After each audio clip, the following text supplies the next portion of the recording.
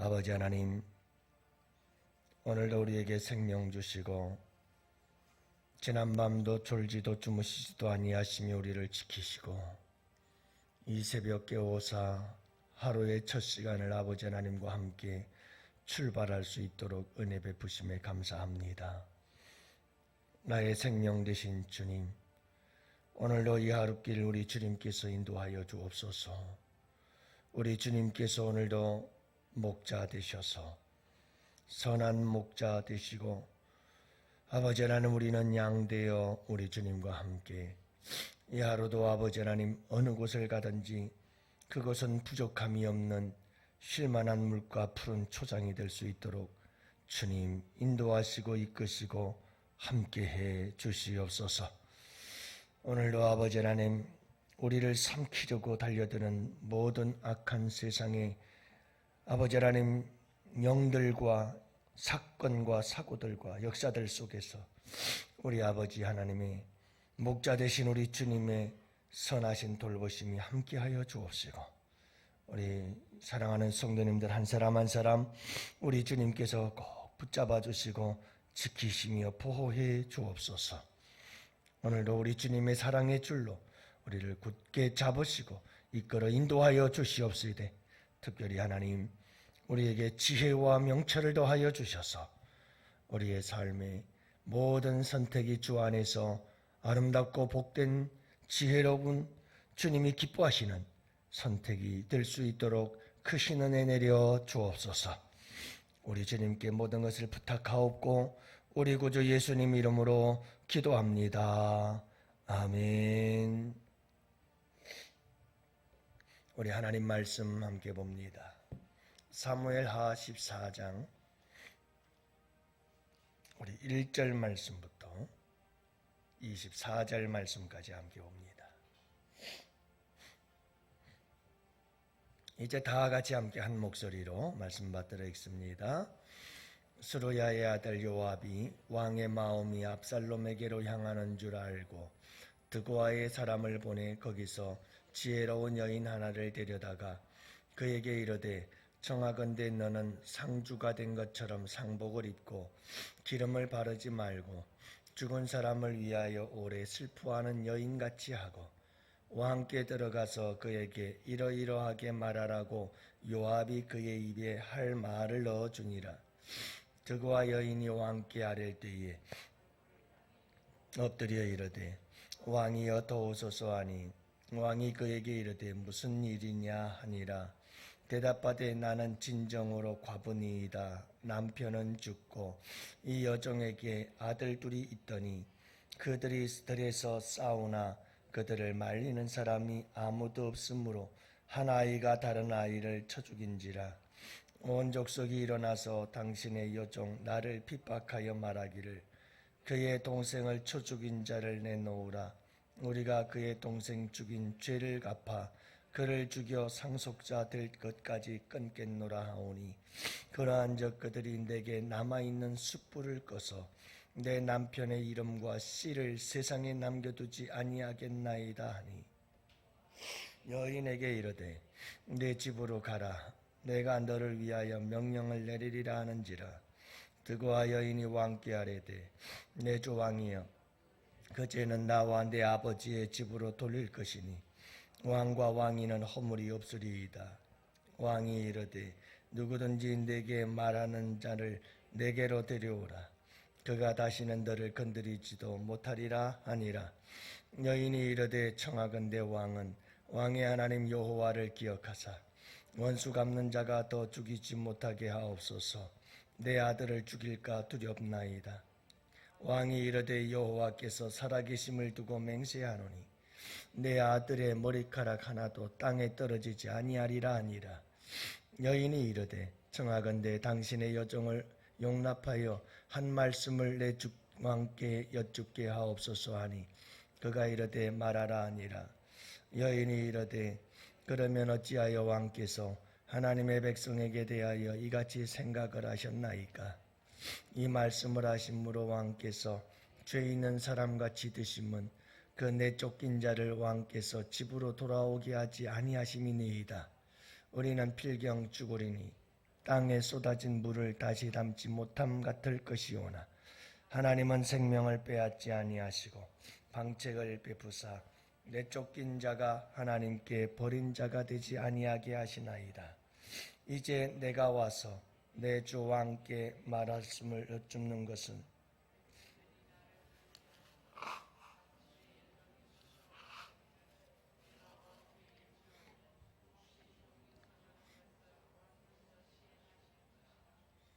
왕께서 들으시고 나와 내 아들을 함께 하나님의 기업에서 끊을 자의 손으로부터 주의 종을 구원하시리라 함이니이다. 당신의 여종이 또 스스로 말하기를 내 주 왕의 말씀이 나의 위로가 되기를 원한다 하였사오니 이는 내 주 왕께서 하나님의 사자같이 선과 악을 분별하심이니이다. 원하건대 왕의 하나님 여호와께서 왕과 같이 계시옵소서. 왕이 그 여인에게 대답하여 이르되 바라노니 내가 네게 묻는 것을 내게 숨기지 말라. 여인이 이르되 내 주 왕은 말씀하옵소서. 왕이 이르되 이 모든 일에 요압이 너와 함께하였느냐 하니 여인이 대답하여 이르되 내 주 왕의 살아계심을 두고 맹세하노니 내 주 왕의 말씀을 좌로나 우로나 옮길 자가 없으리이다. 왕의 정 요압이 내게 명령하였고 그가 이 모든 말을 왕의 여종의 입에 넣어 주었사오니 이는 왕의 종 요압이 이 일의 형편을 바꾸려 하여 이렇게 함이니이다. 내 주 왕의 지혜는 하나님의 사자의 지혜와 같아서 왕이 요압에게 이르되 내가 이 일을 허락하였으니 가서 청년 압살롬을 데려오라 하니라. 요압이 땅에 엎드려 절하고 왕을 위하여 복을 빌고 요압이 이르되 내 주 왕이여 종의 구함을 왕이 허락하시니 종이 왕 앞에서 은혜 입은 줄을 오늘 아나이다 하고 요압이 일어나 거슬러 가서 압살롬을 데리고 예루살렘으로 오니 왕이 이르되 그를 그의 집으로 물러가게 하여 내 얼굴을 볼 수 없게 하라 하니 압살롬이 자기 집으로 돌아가고 왕의 얼굴을 보지 못하니라. 아멘. 할렐루야. 예, 좋은 하루입니다. 또 하나님께서 주신 우리 인생의 최고의 선물 아니겠어요? 이 하루의 삶. 누군가에게는 이 하루의 삶이 꼭 평생 다 이 하루만 더 살았으면 좋겠다 하는 아주 간절한 하루이기도 할 거죠. 우리는 이 하루를 아무런 생각도 없이 감사도 없이 그저 평범한 것처럼 그렇게 생각할 수 있을는지 모르지만 참 소중한 하루입니다. 오늘 이 하루도 여러분 우리 주님께 감사함으로 이 하루를 살아가시고 또 우리 주님과 함께 행복한 하루가 되시기를 축복해요. 딜레마라고 하는 말이 있어요. 딜레마라고 하는 말은 두 가지의 판단 사이에 끼어가지고 이러지도 못하고 저러지도 못하고 그러는 걸 딜레마라고 그래요. 여러분 우리 종종 그런 장난치잖아요. 손주들에게 너 엄마가 좋냐 아빠가 좋냐 아이들에게 물어보곤 해요. 아이들이 난처하죠. 엄마 아빠 앞에 놓고 엄마가 좋다고 하기도 뭐하고 아빠가 좋다고 하기도 뭐하고 그 애들도 다 알더라고요. 여러분 난처한 거예요. 이 두 가지 판단 사이에 끼어서 이렇게 해야 될지 저렇게 해야 될지를 모르는 거예요. 이런 딜레마라고 하는 것은 우리의 인생이에요. 끊임없이 우리의 인생에서는 이런 두 가지 판단 사이에 끼어서 이렇게 해야 될까 저렇게 해야 될까 고민이 많아요. 두 사람 사이에 끼어서 이쪽을 따라가야 되나 저쪽을 따라가야 되나 이게 참 힘든 게 우리의 인생이거든요. 그래서 우리의 인생을 가만히 돌아다 보면 우리의 인생은 딜레마 속에 늘 빠져 있어요. 그 속에서 우리는 그래도 무엇인가를 선택하며 살아갈 수밖에 없는 존재들이거든요. 여러분 오늘 말씀을 보면 복잡하고 1절서부터 24절까지 참 길고 긴 이야기지만 내용은 간단해요. 요압이 드고아의 한 여인을 보내서 다윗에게 우리에게 나에게 두 아들이 있었는데 이 두 아들이 큰아들이 동생에 의해서 죽은 거예요. 형제들끼리 싸워서 죽였다는 말이죠.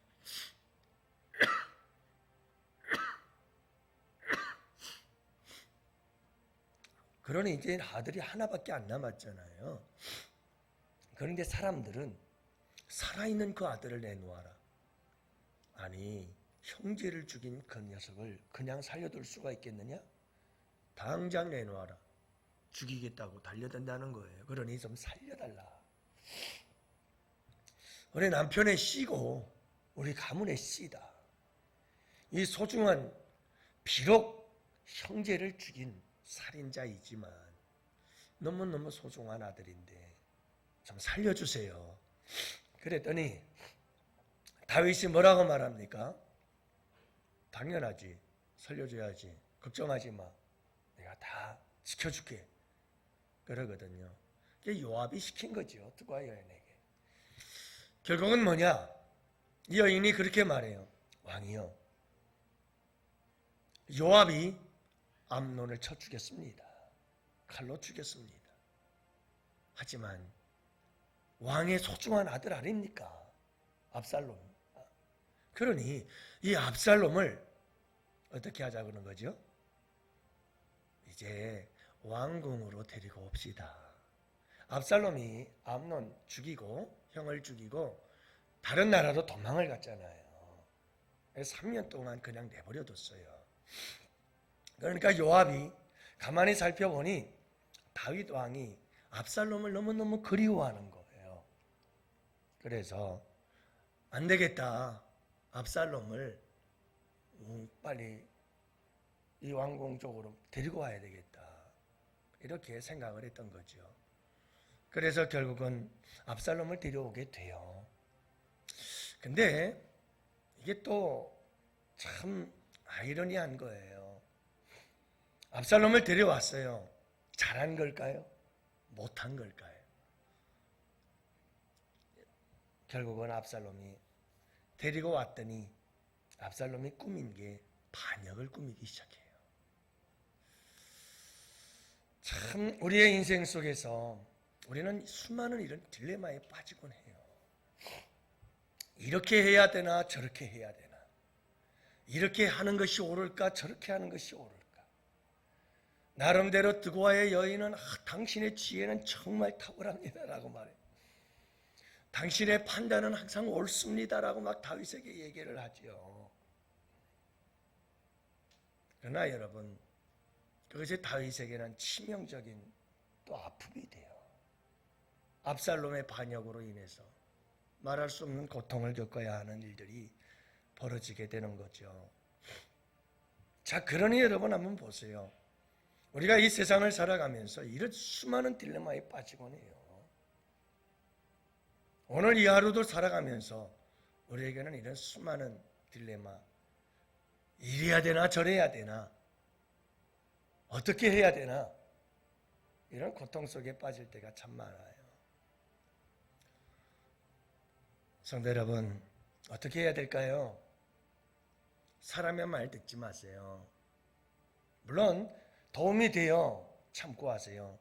전문가들의 말도 듣고, 이렇게 옆에서 여러분 드고아 여인처럼 요압이 보내서 이렇게 저렇게 얘기하는 이런 사람들의 이야기도 좀 들어보세요. 귀 기울이는 게 좋아요. 하지만 항상 우리의 마지막 결제는 하나님께로부터 있어야 된다는 걸 잊지 마세요. 사람은 불완전해요. 아무리 옳은 것 같아도 여러분, 우리가 잘못된 길 가기가 십상이고, 이래야 되나 저래야 되나 고민하며 가는 우리의 길은 여러분 항상 불완전하기 때문에 어리석고 미련해서 잘못된 길 가는 경우가 너무 많아요. 근데 여러분, 이런 딜레마 속에서 확실한 분이 계셔요. 완전한 분이 계셔요. 실수가 없으신 분이 계셔요. 그분이 누구냐 하면 하나님이셔요. 할렐루야. 그분은 사랑이냐 공의냐. 여러분, 이건 다윗이 처한 것 이거거든요. 이 압살롬에게 사랑을 베풀 거냐 아니면 동생을 죽인 자니까 넌 거기에 대해서 벌을 받는 게 맞아 하고 벌을 줄 거냐. 이 사랑과 공의, 공의와 사랑, 이 사이에서 어떻게 해야 되느냐의 문제인 거예요. 이걸 어떻게 해야 될까? 참 힘든 일이거든요. 여러분, 사랑은 어느 만큼까지일까? 공의는 어느 만큼까지일까? 그 기준은 어디일까? 상황에 따라, 사람에 따라 다 달라요. 대상에 따라서. 그렇기 때문에 굉장히 쉽지 않은 일이에요. 근데 여러분, 그때마다 우리가 누구에게 그 답을 구해야 되냐면 하나님께 답을 구해야 돼요. 하나님은 그 답을 알고 계셔요. 그래서 하나님은 죄인을 대할 때마다 그 답을 알아요. 어디까지가 사랑이고 어디까지가 공의여야 하는지 그 답을 알고 계셔요. 우리에게선 답이 안 나와요. 근데 하나님은 답이 나와요. 하나님의 답은 십자가였어요. 독생자였죠. 이 일로 인류의 죄를 해결하셔요. 누가 그걸 알았겠어요? 그래서 십자가는 하나님의 지혜라고 말씀하고 있죠. 탁월한 지혜가 하나님께 있어요. 그래서 그분에게 가야 돼요. 그분에게 결제를 받아야 돼요. 그분의 도우심을 구해야 돼요. 우리 예수님을 보세요. 여러분, 예수님께서 끊임없이 바리새인들을 비롯한 많은 적들의 공격을 받는데 그들의 공격 중에 하나가 뭐냐면 이러지도 못하고 저러지도 못하게 만드는 질문을 던져요. 자, 가이사에게 세금을 내야 하나요? 말아야 되나요? 이런 질문들. 이래야 되나 저래야 되나. 항상 이 딜레마에 빠져서 함정에 빠지도록 만든 게 바리새인들의 모함이었어요. 그때마다 우리 예수님께서 어떻게 하시죠? 기가 막히게 지혜롭게 헤쳐나가셔요. 오히려 그 질문을 던졌던 자들이 난처하게 만들어요. 탁월한 지혜가 하나님에게 있어요. 하나님에게 있어요. 여러분, 솔로몬의 지혜 하는데 저는 그걸 그렇게 맞는다고 생각하지 않아요. 솔로몬의 지혜는 솔로몬의 지혜가 아니라 하나님의 지혜예요. 하나님이 주셨잖아요. 근데 사람들은 그걸 솔로몬의 지혜라고 그러거든요. 여러분, 이렇게 해야 되나 저렇게 해야 되나, 이것이 옳은가 저것이 옳은가, 모든 것에 대한 이 딜레마 속에서 어떤 걸 우리가 어떻게 판단하고 어떻게 우리가 살아가야 할 것인가 하는 이 문제에 대해서 꼭 기억해야 될 것은 하나님께 물으세요. 그리고 하나님께 답을 찾으세요. 그것만이 참되고 옳은 거예요. 늘 저도 지금 목회를 한 사람입니다만 아직도 한 50% 60% 정도밖에는 훈련이 덜 됐다 생각하는 부분이 하나 있어요. 그게 뭐냐면 최종적 하나님의 결제를 받는 이 삶이에요. 부족함이 있지만 끊임없이 구하는 게 있어요. 예전에는 거의 100%였어요. 내가 결정하고 하나님 이렇게 하렵니다 하고 통보를 했어요. 근데요, 그건 절대로 옳지 않아. 여러분, 내려놓으세요. 내려놓으세요. 사람이 보기에 바른 것 같지만 필경은 사망의 길 많습니다. 이게 잠언서 지혜자의 말이에요. 무슨 일이든 내가 먼저 결정하고 하나님 나 이렇게 할게요 하고 통보하지 마세요. 그건 참 어리석은 일이에요. 항상 내 모든 결정은 보류하세요. 다 내려놓으세요. 무 상태로. 그리고 처음부터 다시 시작하세요. 하나님 어떻게 해야 될까요? 그분에게 먼저 물으세요. 그리고 그분의 말씀을, 그분의 답을 끊임없이 추구하세요. 기도하세요. 물으세요. 그리고 말씀을 보세요. 말씀을 통해서 뭐라고 음성을 들려주시는지. 말씀을 보며 기도하세요. 기도하면서 말씀을 보세요. 그렇게 그분의 답을 찾아가세요. 그렇게 해서 얻는 답이 힘든 답이긴 하겠지만 옳은 답이고 그 답이 복된 답입니다. 그분께서 오케이 하고 사인을 하고 결제를 해주시거든 여러분 그 길을 가세요.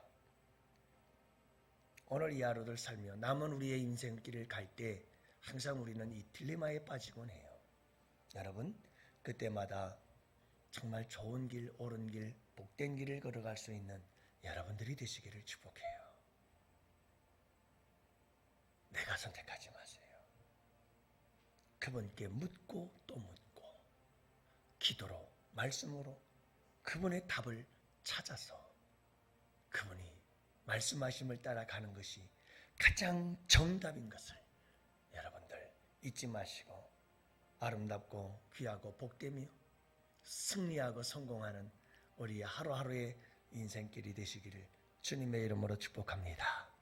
오늘도 하나님 이래야 되나요? 저래야 되나요? 이런 딜레마에 빠졌을 때마다 하나님 바른 길 가르쳐 주세요. 우리 함께 기도하시고 우리 자녀들을 위해서도 하나님 늘 옳은 길 바른 길 갈 수 있는 자녀들 되게 해주세요. 우리 함께 기도하는 이 새벽이 되실 수 있기를 원합니다. 다 같이 두 손 들고 우리 주님